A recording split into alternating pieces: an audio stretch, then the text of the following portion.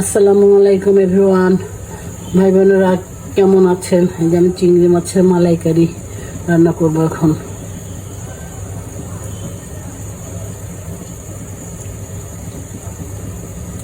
পেঁয়াজগুলি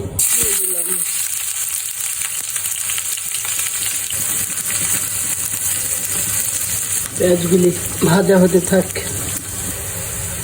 পেঁয়াজগুলি আমার ভাজা হয়ে গেছে। এখন এই যে এখানে একে একে সব মশলা আছে, সামান্য একটু বাদাম বাটা, একটু টক দই, তারপরে যে আদা বাটা, রসুন বাটা, একটু গরম মশলা বাটা, জিরার গুঁড়ি, ধনিয়ার গুঁড়ি, হলুদ গুঁড়ি, সব মশলা আছে এখানে।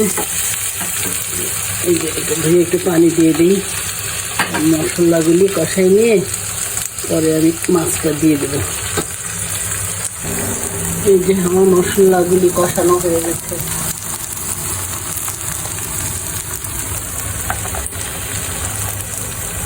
এখন আমি এই যে এই মাছগুলি লবণ সহ দিয়ে দেব।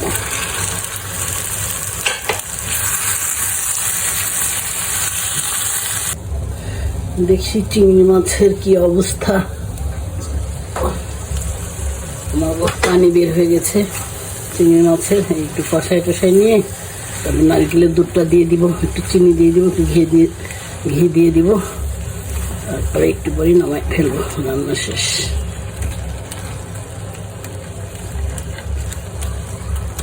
এই যে আমি নারকেলের দুধগুলি দিয়ে দিলাম।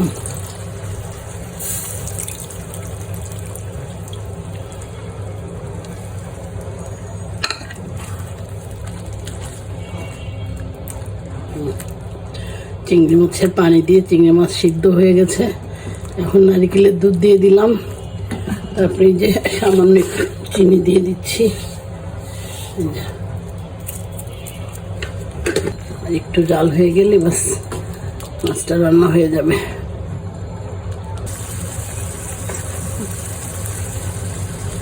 আমি এখন সামান্য একটু একটুখানি ঘি দিয়ে দিচ্ছি, একটু ঘিয়ে মাখা ব্রেস্তা দিয়ে দিব। ঘিয়ে মাখানো ব্রেস্তা একটু দিয়ে দিচ্ছি, বাস।